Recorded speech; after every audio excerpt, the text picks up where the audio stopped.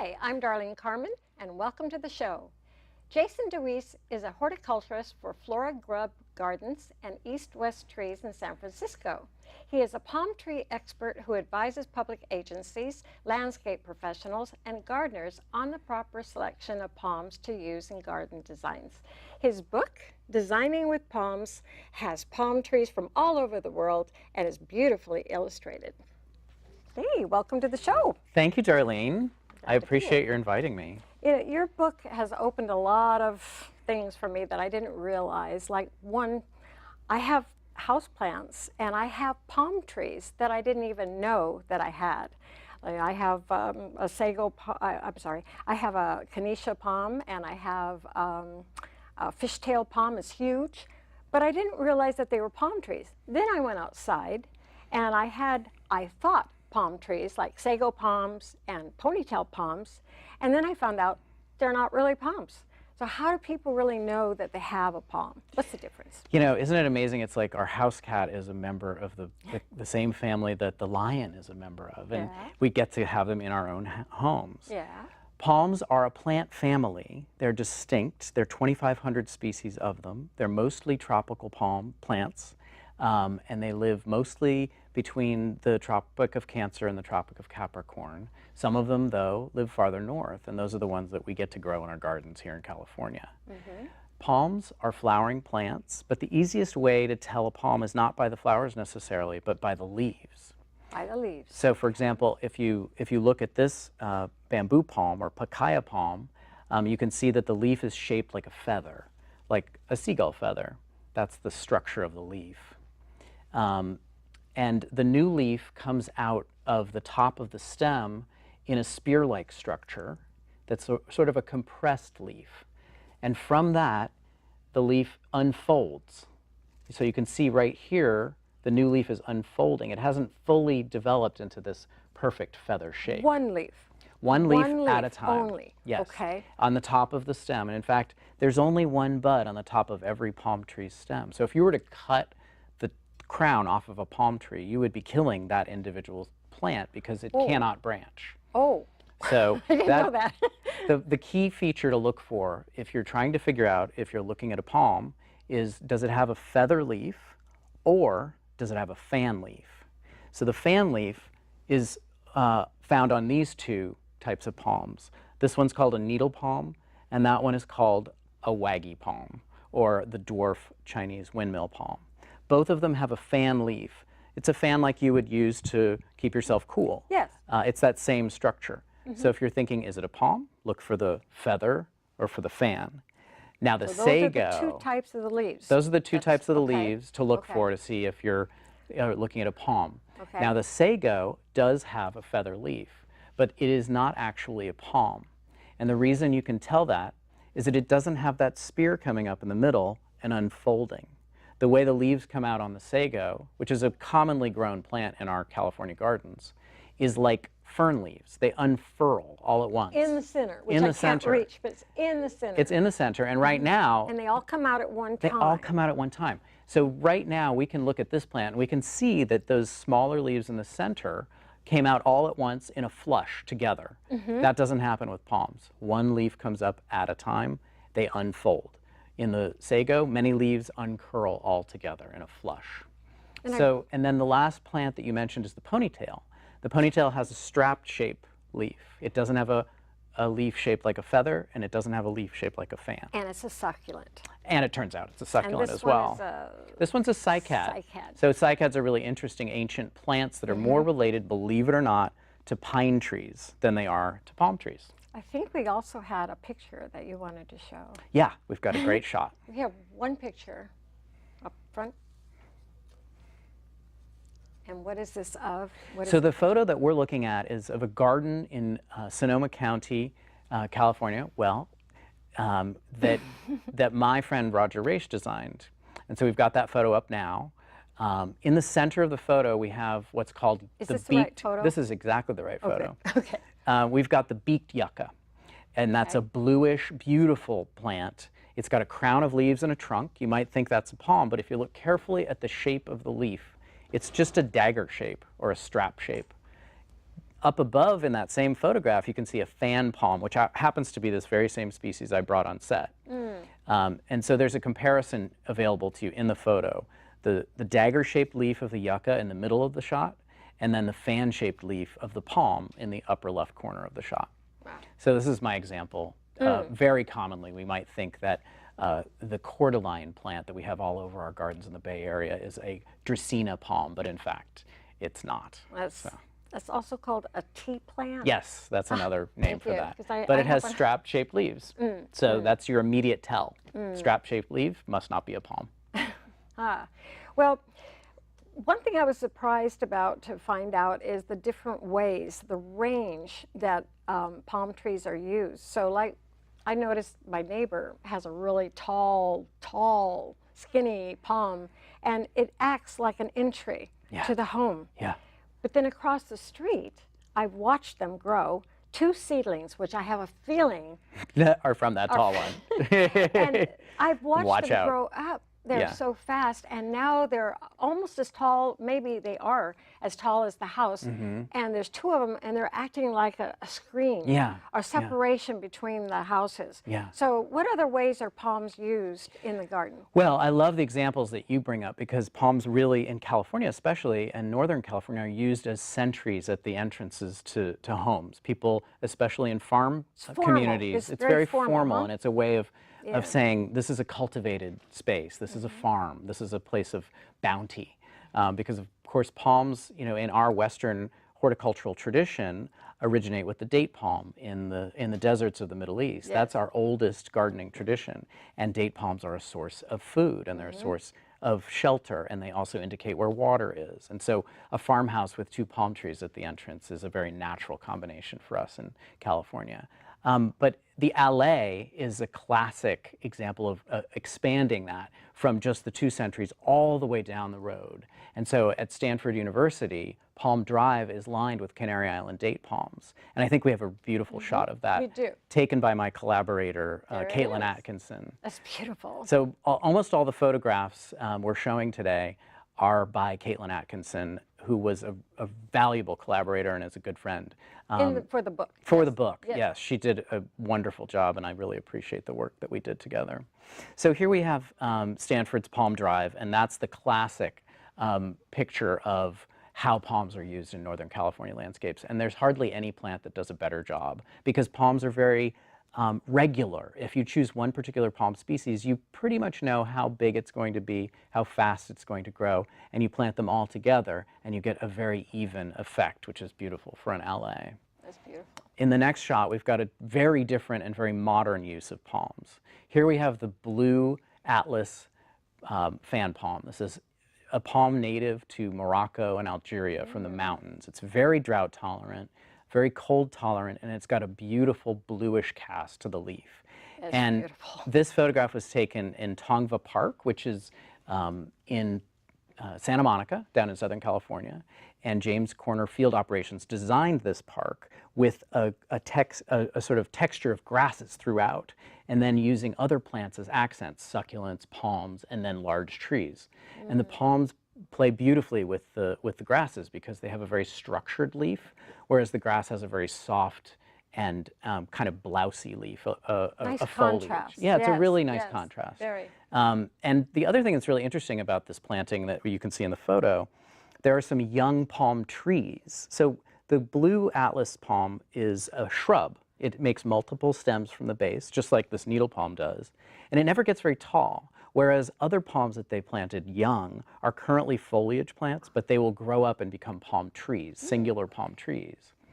So that's what I love about that design. We have another shot, I think, to talk about. So here's a pretty classic use of palms. This is a garden in Charleston, South Carolina, and these are called jelly palms. And they are used to anchor the corners of garden rooms. It's a very formal city garden based on rectangles with a gorgeous modern pool.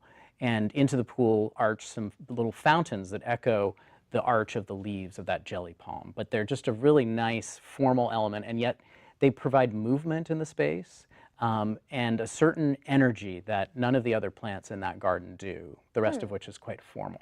Nice. Let's see what else we can talk about. Yes, the classic image of the palm is the coconut palm by the beach.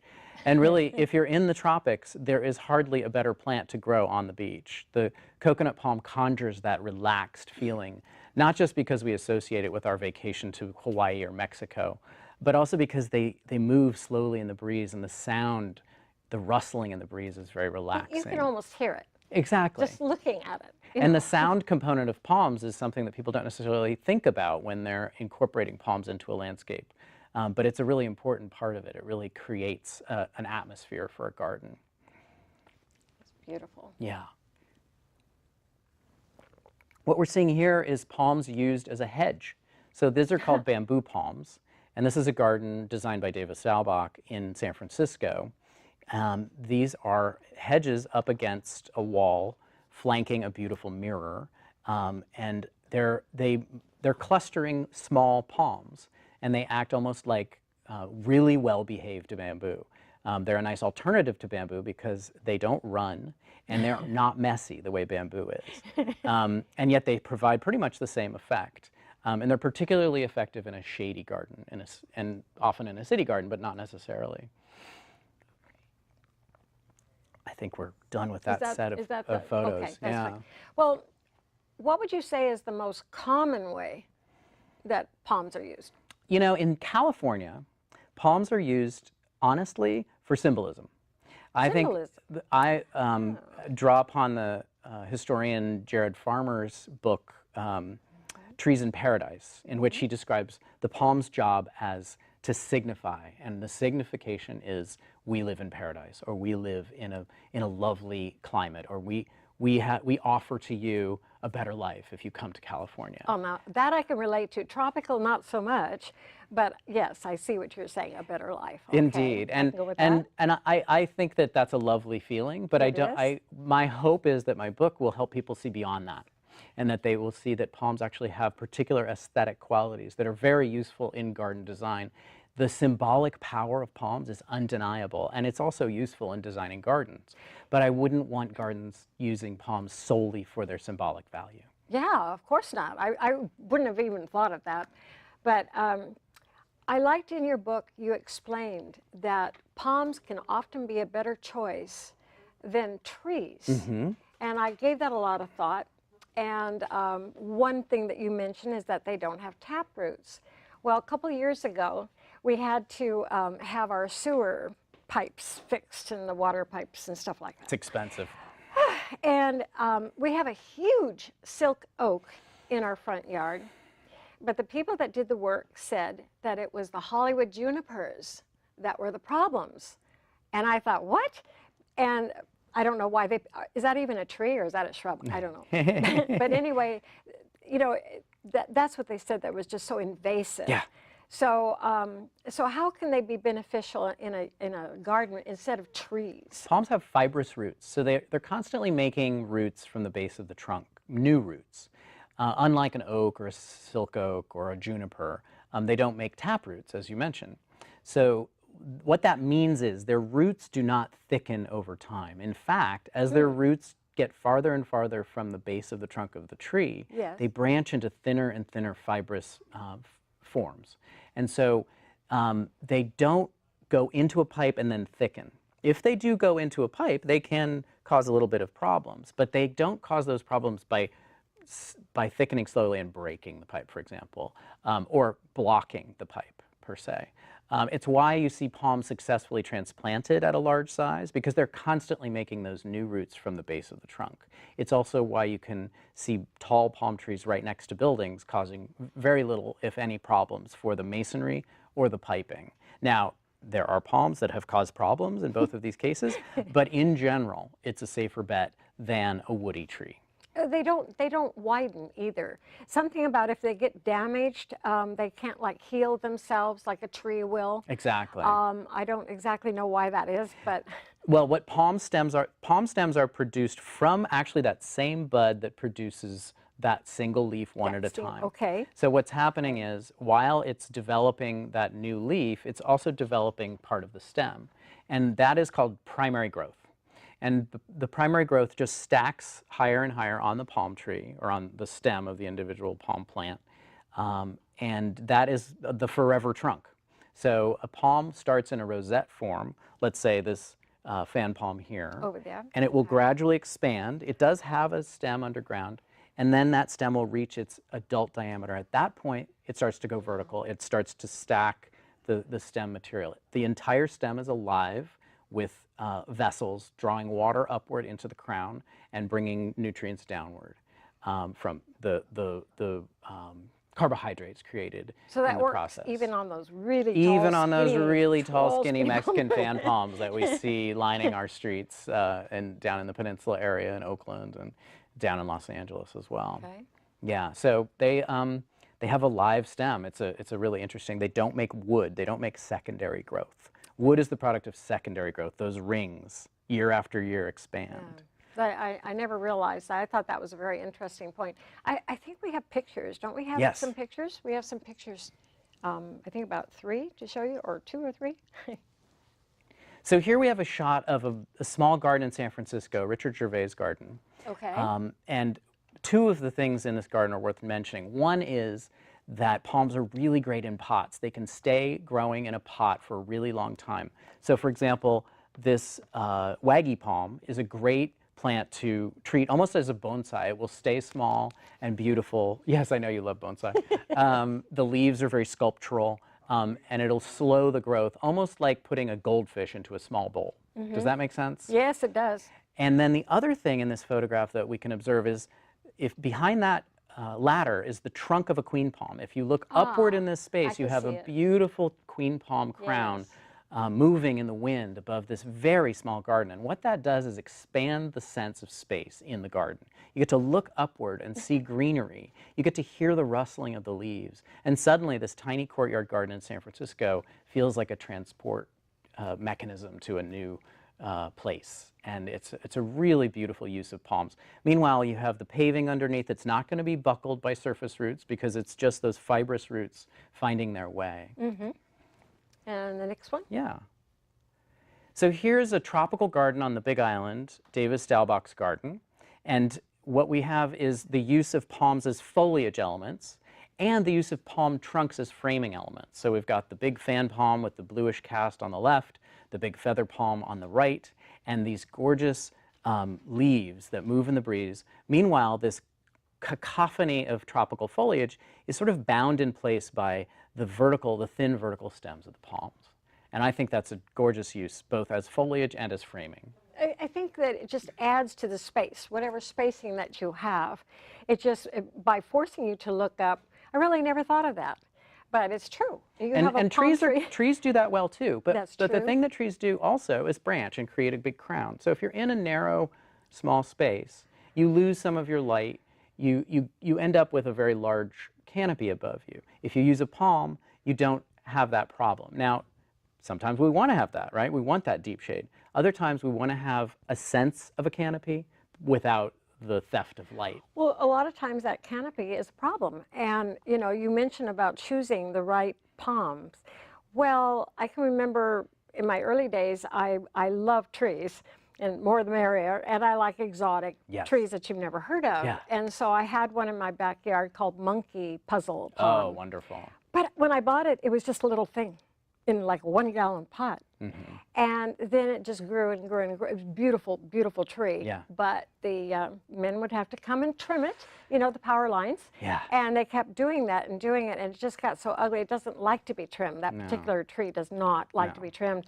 And I couldn't take it anymore. And that's the thing that I notice with trees is the canopies are beautiful if they have the room. Yes. But if they don't, then they shouldn't have been planted. Exactly. And I've done that with a couple trees. That was one, Yeah. and that was the one that was just heartbreaking for me to have to Take down. Yeah, it was just really, but it was a beautiful tree. And that with a palm, you might choose the wrong species under power lines. It's too tall, for example, and it would Yes. and you'd have to take the crown off and it would die.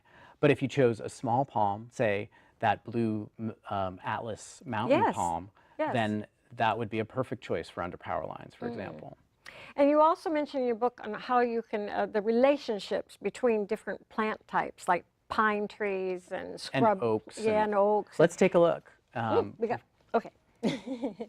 What are we at?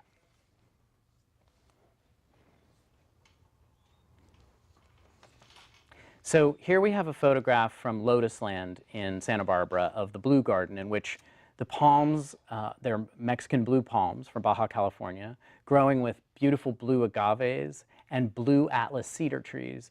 So the effect here is sort of a succulent, drought-tolerant garden, but with a color theme. It's extremely beautiful. That's beautiful. Yeah, yes. worth a visit.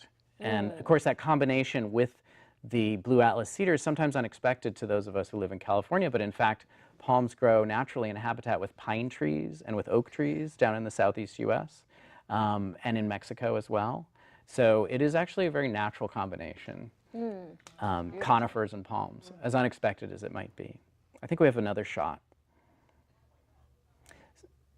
There we have our, a shot from South Carolina, where the native palmetto tree, which is the state tree of South Carolina, you might recognize it from the flag of South Carolina, grows naturally with that southern live oak, which is such a famous tree in the South. The one on the right. The one on the right, yeah. And of course, there are also pine trees in that habitat as well, the loblolly pine. Again, it's a gorgeous foliage element because the leaf has this structure, and it's a big, beautiful leaf. The biggest leaf of all plants is a palm leaf. And to have it next to the very fine foliage of the oaks and the pines is very pleasing. But it'll eventually get as tall, and then what happens? Well, what happens is it grows up into the canopy, and then after, it'll pop out of the canopy if it's really tall. Yes. So, true. Next slide. And here we have a style shot. This is a photograph of a Mediterranean garden. It's explicitly the Mediterranean garden, and it's maintained by the Mediterranean Garden Society. It's in Oakland at the Gardens at Lake Merritt, right in the middle of Oakland. And they've used that same blue Atlas mountain palm. They also have some other beautiful palms that are Mediterranean climate adapted. And then beyond is the Lakeside Palmedum, which is maintained by the Northern California Palm Society, with some very unusual, beautiful palms that thrive in the Bay Area. They love cooler, foggier temperatures. One thing that you mentioned in your book that I really liked was the Guadalupe palm.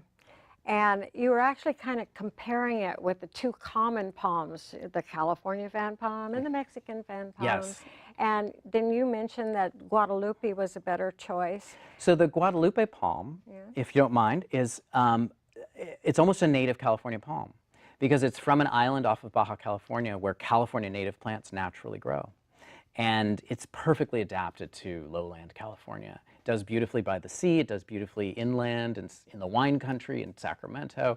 It doesn't get too tall, that's what's so great about it. And yet it has these big, beautiful, lush leaves. The other thing that's really nice is it doesn't have any thorns, and it drops its own leaves after they die, so you get a nice clean trunk on it. It drops its own leaves. Now that's very considerate. Exactly. It doesn't hang on to dead leaves the way the Mexican fan palm and the California fan palm do. And those are far more common, but they just get too tall and they are thorny and they can be really messy. And then I heard about controversy about too much water. You know, some of the trees don't like the water. Sure. So the Guadalupe one. is a very drought tolerant palm. So it's just as drought tolerant as, Can say, it take a the live water oak. though? It can also take water, but it doesn't love a ton of surface water. So it wouldn't be a great palm for a lawn, for example. Ah, Yeah. well, just so many things in the book. I mean, it's a big book, so I wish we had more time to, I love the tropical palms too, but I want to hear about the Trans-Bay City Park in San Francisco that you're involved in. Can you tell us about that? My friend Adam Greenspan, who is a partner at Peter Walker Partners Landscape Architecture, and I have been having a horticultural conversation, let's say, over the last 20 years. And he's very enthusiastic about a wide array of plants, including palms. And he designed what's now called the Salesforce Transit Center Park. Okay. And this is the large transit center downtown in San Francisco, south of Market. We've got a beautiful shot of it. You can see the Salesforce Tower right next to it. And then that long green strip is the new park. The tallest building is? San Francisco's Salesforce Tower. It's the tallest. It's the new tallest building in San Francisco. I haven't seen it, I don't Yes, think. it's quite spectacular. And the garden on top, it's 70 feet above the ground because it's on top of a transit center where there are buses coming and going. Well, unfortunately, it's closed for the moment because there's some construction issues. But nonetheless, when it was open, it was a very popular place for people to visit. And the palms create a really wonderful impact because from way up high, if you're up high in the buildings around it, you can see these big, beautiful rosettes and the movement. And they're easy to transplant. Let's look at another photo. Okay. You can see them in place and some of the historic architecture around. And then there's another shot. around one of the skylights, you can see the Mexican fan palms planted, and they cast their shadows onto the skylight, and you can look up and see these beautiful traceries. And they hold up to those monumental skyscrapers around them. And if you look closely, you can actually see that same blue atlas palm underneath that will grow into a shrubby fringe of beautiful blue foliage. The small one The next small to it? one, yeah, underneath at the base. So those are going to become the fringe of that big skylight. Give us an idea on how big this park is. This park, I believe, is 5 acres. It might be bigger than that. So it runs for about 3 blocks, and it's about half a block wide. And it takes you probably about 15 minutes to walk all the way around it, but it's the sort of place you really want to explore because there are many different plantings, lots of different types of gardens. It's not just palms. No. Plenty. They're beautiful succulents. They're beautiful They have Australian restaurants. plants. Yeah, but unfortunately, it's not open right now. It will reopen not once yet. they've figured out their construction issues. Well, it did have a lot of things where people could actually see, like maybe in the future, entertainment. Oh yeah, there were a lot of programming, a really active space, and people were just magnetized by it. It was a very popular spot for the few weeks that it was open. Well, it'll be back It'll be again. back. It'll be back. So we just have like about a minute or so. Is there anything you'd like to tell us about palms that we should know, or about your book? Or Well, palms are a wonderful plant family, and they're very useful, and there are many, many more palms than the few that we so commonly see. And sometimes the best choice is a more unusual species because it's better adapted and it's much easier to garden with. Well, I just learned so much from your book. Thank I want to you. thank you so much for being here. I want to thank you for watching the show. And I just would like you to appreciate the greenery that's around. We see so many buildings and businesses opening up and housing and so forth. It's really refreshing to see a patch of green wherever it is, if it's on the roof or wherever. So just enjoy it. And thank you for watching the show. And please watch again. And would you mind to autograph my book? I would love to. Thank you.